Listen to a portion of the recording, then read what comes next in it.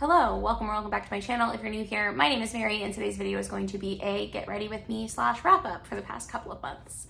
So if you want to see all the books that I've been reading while I have not been posting, just stay tuned.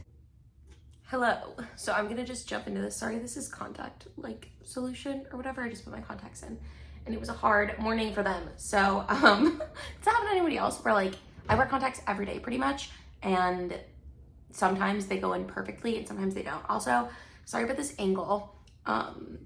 This is where I'm getting ready today, so we're gonna have to just deal with this. I wanted to go through in the order of enjoyment for the most part. I just roughly put them together this morning. These are all the books that I read in August and September. I will not be letting you know which month I read it in. Sorry if that bugs you. Just know that I read it in the interim. So the first thing I'm gonna talk about briefly, since I've covered it in a vlog that was posted 2 vlogs ago, so you can go watch that if you want to. Chain Gang All-Stars by Nana Kwame Adjei-Brenyah. Now, this book is, it was okay. I gave it 2 stars. I really enjoyed the beginning of it, and then I just never got that invested in the characters. And it honestly felt like, I don't know, it just never felt that enticing to me, and it got really violent and gory, which you can kind of expect. The premise of this book is it's in a dystopian future of the United States where the prison system has turned into these ESPN style gladiator fights to the death. So you're in this chain, which is I don't remember how many people are in a chain, but it's 7 or 8 people, I think. And each of you are links in a chain, so you don't fight each other, you fight other people in other chains. And then you win at all your fights. After 3 years, you get released. So it's a good deal for people. The reason people do it is because if you're having a 80-year sentence reduced to 3 years out, if you just kill a bunch of people, whatever. And then it goes into the complexities of that and follows the relationships of particular members of a particular chain gang. I just felt like it didn't do a good enough job of getting all of the characters that mattered to the story. There are characters that matter to the plot, and then there are characters that matter to the reader. And the characters, they weren't the same characters, if that makes sense. So I would have preferred more character development on the ones that mattered to the reader. I read Moby Dick, which is one of my dad's favorite books, and this is about Captain Ahab. It's actually about this other guy whose name I can't remember, but he's on a ship run by Captain Ahab. And basically the premise of the book is that Ahab has met this whale in the past, the white whale, Moby Dick. And Ahab has made it his mission to kill Moby Dick. And then basically it's about when you become obsessed with something and then destroying it becomes your whole reason for life and how destructive that is, which, to be frank, is a great concept. I think conceptually this book had a really good idea. I just wish that I had read a really good abridged version instead of the full version, because it has a lot of facts on whales, which aren't really that interesting to me. It had a lot of quotes about whales. I listened to the audiobook too, and I don't recommend the audiobook at all. I listened to the LibriVox whatever recording, and frankly, not very good. I gave that 2 stars as well. The next book I'm going to talk about is Girl Forgotten by Karen Slaughter, which I read, I think, for something with Aurelium. I don't really remember. But I was advised that I don't need to read the first book in the series. It is in the Andrea Oliver series. And basically, from what I can surmise, the first book, I won't even tell you what the first book, they don't really matter. The first book, she's going after a certain serial killer. And in the second book, they think perhaps the serial killer is involved again, kind of. I don't know. So now she's a marshal in the second book. And it's basically it goes through her relationship with her mother and how it's kind of tenuous. She's a U.S. Marshal and she's got to go to this small town because, why does she have to go there? Oh, I remember. Sorry. It was forgettable to me. But it's about this girl who, you have 2 timelines. You have Andrea Oliver's current timeline, and then you have the timeline of this girl, Emily Vaughn, in the past. And Emily Vaughn was a pregnant teenager who was murdered back in the 80s or 90s, I think. And now Andrea Oliver is trying to figure out who killed her today. There's also a cult-like presence in this town, which was interesting. You meet all of the characters when they're teenagers and teachers at the high school, and then you see them in the future and they're washed up. Kind of gross. I don't know. I just didn't love this book. I didn't love any of the scenes. I feel I don't want to say that it is more or less accurate to how women are treated in society generally in Karen Slaughter's books, but I do feel she focuses a lot on misogyny that women face and violence against women, which is to an extent realistic, but also is not something I want to read, if that makes sense. So for me, that was a 3-star. It was fine. I liked parts of it, but ultimately I don't know if Karen Slaughter's really an author for me. I really enjoyed the other book by her that I read that I can't remember what it's called now.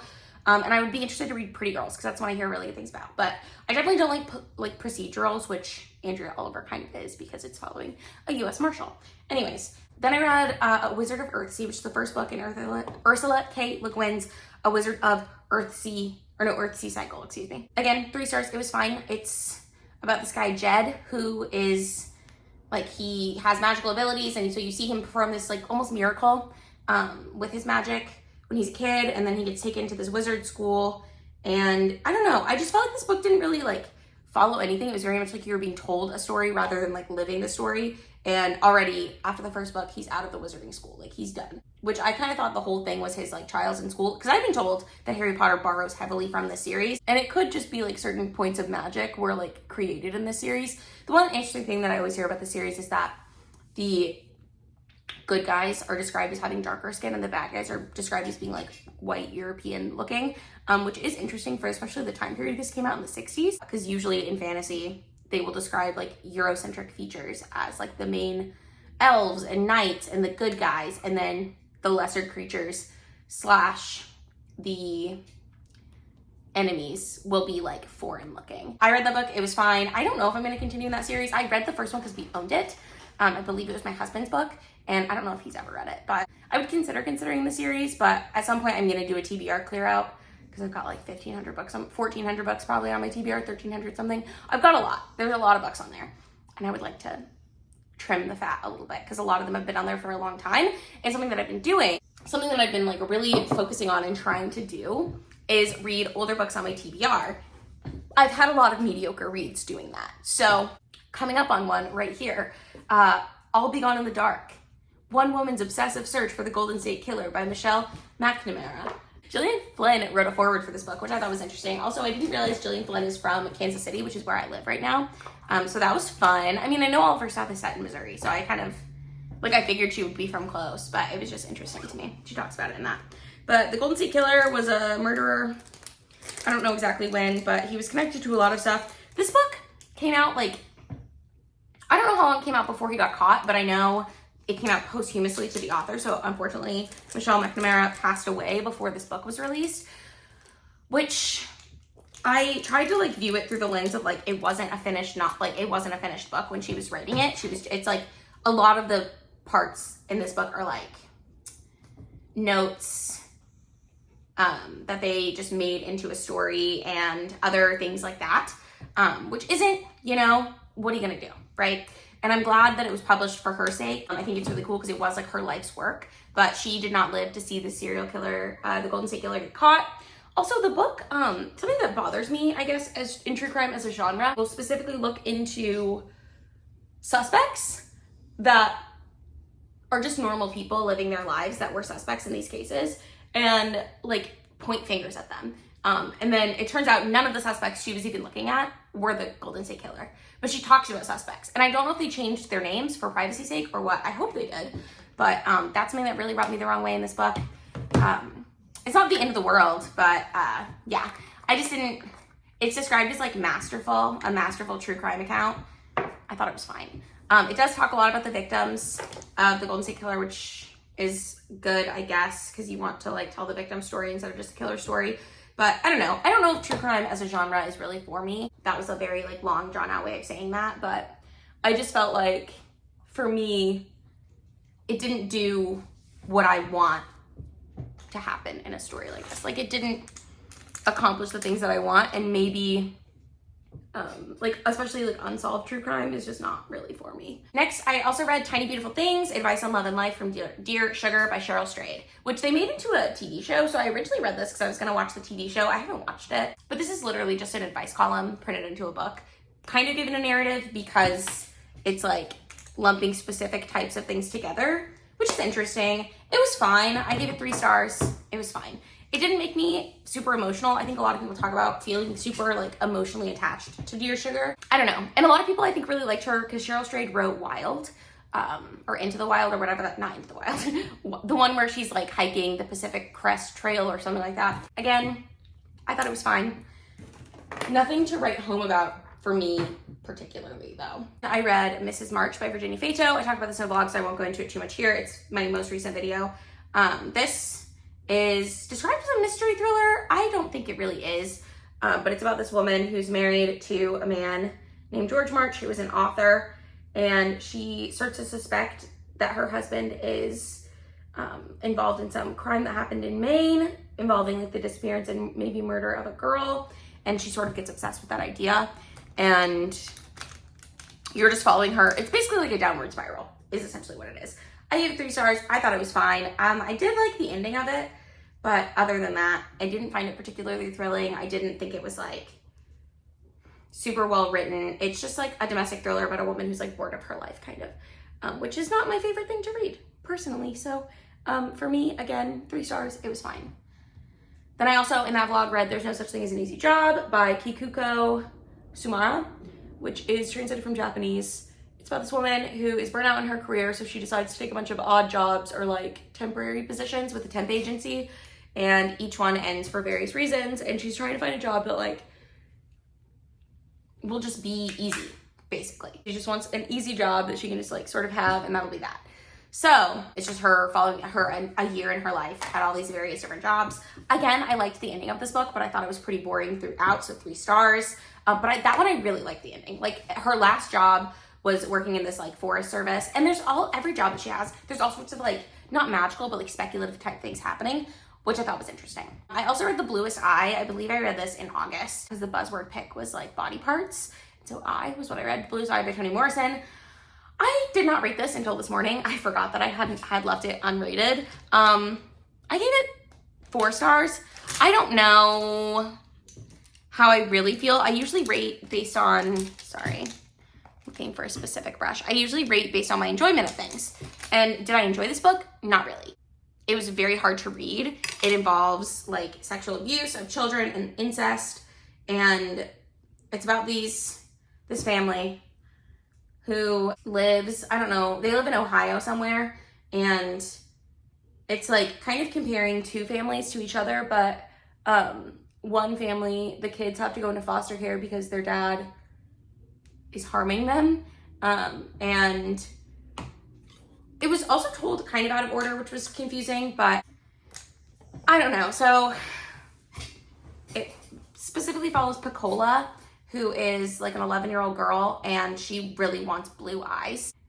I don't know if it's her or her friend. One of their mothers is like a house woman who works in the house, like a domestic worker in this town. And so the girls go to where her mom works, and they see her mom like treat this white child very well and like really take care of her in a way that she's never taken care of them.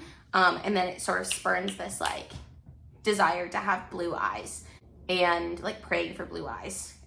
So anyways, that was that book. I don't really want to talk about it too much, but I don't think I enjoyed it, but I do think it's a well-written book, if that makes sense. Like I love Toni Morrison's writing style. I just think she writes things that are so hard to read sometimes that it's hard for me as a person who reads for enjoyment to read them, if that makes sense. So I also read The Paris Library by Janet Scaslin Charles, and I gave this 3 stars.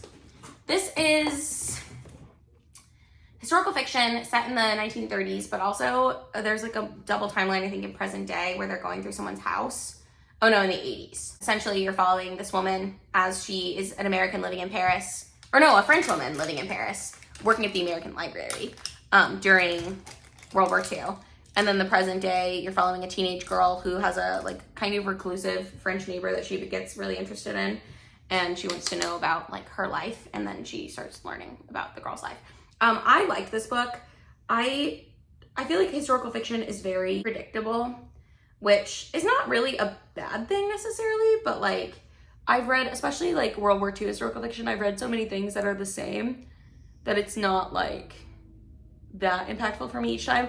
Although I will say this one's 1980s timeline. The girl's mother had died and her dad remarried not long after and had other kids. So it's a lot about like her feeling replaced in that family and then finding a newfound family with her neighbor, which I did enjoy. So I didn't dislike this book at all. I even liked it, but I don't have that much to say about it, unfortunately. Then I read Red, White, and Royal Blue by Casey McQuiston, which everyone and their mother has already read and raved about. Again, I gave this 4 stars. I will say I did not love this the way that I think other people did. Part of it could be that I read the audiobook version. So I got an audiobook from audiobooks.com, not sponsored. I just used them because I used it once and now I forget to cancel, and so I have $15 credit every month. Not great. That's how subscription services get you though. But it's been nice to have like just audiobooks. I also listen to Mrs. March using that. And audiobooks are how I get most of my reading done anyways, so I don't hate that I have it. But Red, White, and Royal Blue follows the son of the American president and the Prince of England, and they are, ooh, that's shiny. It's a little shinier than I wanted to go today, but that's fine. They are both, well, it's their relationship. I don't know where I was going with that, but essentially they like hate each other and they've always disliked each other, and then they have to spend time together because they have this mishap happen at the royal wedding, which is Henry, the prince's older brother's wedding. And they accidentally knock over the cake. So this is like a PR disaster for the American president. And so she's like coming into an election cycle, and she decides that her son has to fix it by pretending like he and Henry are old friends, and it was just friends being friends. And then of course they fall in love. It's really cute. I personally prefer the movie. So I did talk about it with my coworker who said she prefers the book. So take that with a grain of salt, but the movie does change things. There are several things in the film that are vastly different from the book. But yeah, I read that. I really am glad that I did. I would not recommend the audiobook. That's why I started talking about it. The British accent in the audiobook is so bad. I would rather him have not done an accent at all. It was terrible. So I don't recommend the audiobook. I will try to find out which one, if there's multiple versions that I listen to. I don't recommend it. It was so bad. I also read Safe Word is Devil's Snare. I read this as part of a vlog, so I won't talk about it too much. It's Harry Potter fan fiction. But it's a Neville Hermione pairing, and it's very interesting. I really liked it. There's not very much angst, but it's very sweet. It's after the war, and all the couples that got married during the war broke up. So she and Ron are divorced, and they've been divorced for a while, and Neville's an Auror in this one, and it's I don't know. Hermione works at the ministry, and they're doing this thing where they're trying to find wizards with like-minded magic, because that's the only way to have magical children. Otherwise, your children are becoming squibs. So they're trying to save the wizarding world. I don't know. It's very sweet. Hermione and Neville get paired up. That's why they're together. Love it. All right. Then I read Lessons in Chemistry. I have not seen the movie yet. I don't know if it's out yet, but I would like to see it, or series, or whatever it's going to be. I saw it advertised last night, so it might be a Hulu thing because we were watching MasterChef. But I want to watch it. That's why I read the book. Lessons in Chemistry is about this chemist, Elizabeth Zott, who is no nonsense, all business, wants to be a chemist, and you sort of follow her through her life. She ends up falling in love with this guy. She never wants to get married, but something ends up happening with him, and she has this child, and then she gets offered a spot on a TV show to be it's like a cooking show. It's supposed to be for women to inspire them to cook, but she takes chemistry into cooking, and she makes a lot of friends along the way, and it's just supposed to be this sweet type thing. I enjoyed it for what it was. It's hard to describe though. And also I thought for some reason, I thought it was a rom-com. So I won't say that I was disappointed that it wasn't, but I was expecting romance, and I did not really get that much of it. You sort of get it, and then you don't anymore. So that's how I felt about that one. You Think It, I'll Say It by Curtis Sittenfeld. I also read this for Aurelium. So it's the first book I read in August. It's a short story collection. I personally love Curtis Sittenfeld. I've read Prep by them. And I also read, what is it? They had a Pride and Prejudice. She wrote it's she, I don't know why I'm using they. She wrote a Pride and Prejudice retelling. That's a Bachelor type show, which I read 5 or 6 years ago now, and it was really good. I liked it. You Think It, I'll Say It is a short story collection, and the title story, You Think It, I'll Say It, it's kind of about misconnections, sort of. That's the way I would describe it. But the title story is about this woman who is married and she has kids, and then there's a man who is also married and has kids, in like the same age as her, so she starts seeing him at events and stuff. And then they do this thing where he says, I think it, you say it. And she like tells him what she thinks about different people. And in her mind, this means that they're like really getting along, and that he agrees with her on all these things. But in his mind, it's just like a way to pass the time. And so it's about like her thinking that like she's in love with him and like not really being in love with him. Like there's nothing really to it. And it's a bunch of different stories about that. So another couple of ones, I'm just gonna read them off of here. I don't remember some of these, but it says like a high-powered lawyer honeymooning with her husband is caught off guard by the appearance of a girl who tormented her in high school. A shy Ivy League student learns the truth about a classmate's seemingly enviable life. But it's basically about like, the grass is always greener. You think you know what's going on in someone's head and what they're thinking and what they're doing, but you actually like don't. And kind of like the self-centered nature of humankind. I don't know. I really enjoyed it. I thought they were really fun stories. I like short stories like this. So for me, this was a hit. I also read The Great Believers by Rebecca Makkai. I've read a lot of Rebecca Makkai this year, and I'm very glad about it. I own one of her books still that I haven't read yet, but I'm really happy with everything that I've read by her. This is set partially in 1985 and partially in present day. And in 1985, you're following this guy, Yale, who is a gay man living in Chicago. And he has this like great found family group of friends, but it's smack in the middle of the AIDS pandemic. And so people they know start getting AIDS and passing from it. And it's like moving in waves closer to this like core group. And there's a girl who's the younger sister of the first person who died in their like friend circle that happens at the very beginning of the book, who is, I can't remember her name now, Fiona, who is like part of their group. And in the future, you're following her, and her daughter got involved in some cult. And so she is trying to go find her daughter and get her out of this cult. So it's very, very interesting. And I personally loved it. I thought it was really good. I don't know why I gave it 4 stars and not 5, but I'm sure I had a reason. Now we're getting into 5-star reads. So I'm just gonna briefly hop through these.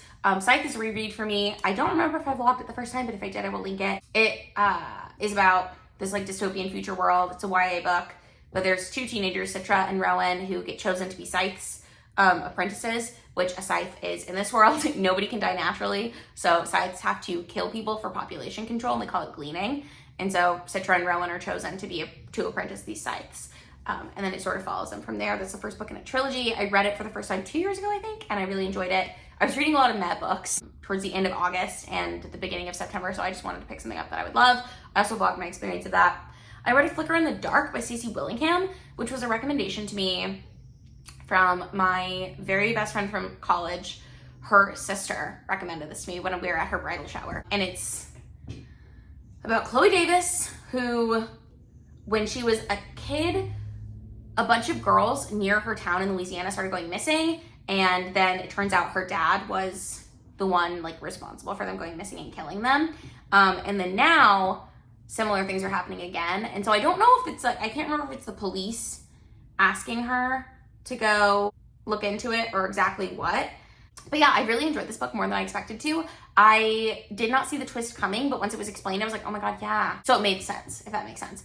But I really liked it. I thought it was really good. Now I'm talking about a series that I read. I read this as part of a vlog, so you can kind of see my full like range of emotions in that vlog. But it's the Queen of the Tearling series by Erica Johansson. I have not read Beneath the Keep, which is the prequel. I have read the 3 books in the series.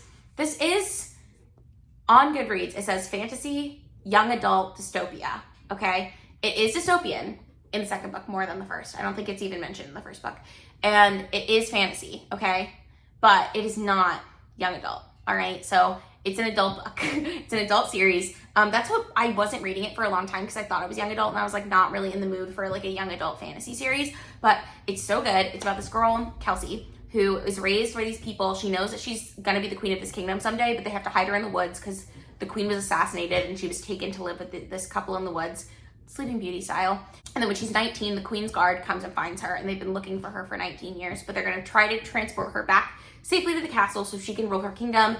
She gets back to the castle and she realizes that the way that her parents ruled, or the way that her mother ruled, she doesn't know who her dad is, but the way that her mother ruled was not at all the way she like thought that her mother would be. So there's like a slave trade with the neighboring kingdom going on where like her citizens are becoming slaves to go over there to like economically bolster the kingdom, and she's just not into that. So the first book is really about her ending the slave trade and trying to like start battles with the Red Queen of Mort, which is the nearby country.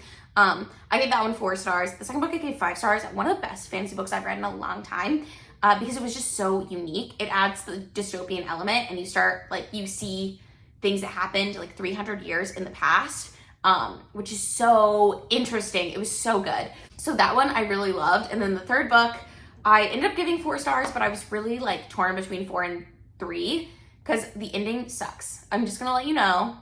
I don't think everyone hates it, but like for me, it just made it to where there's like a lot of plot holes in the whole story now.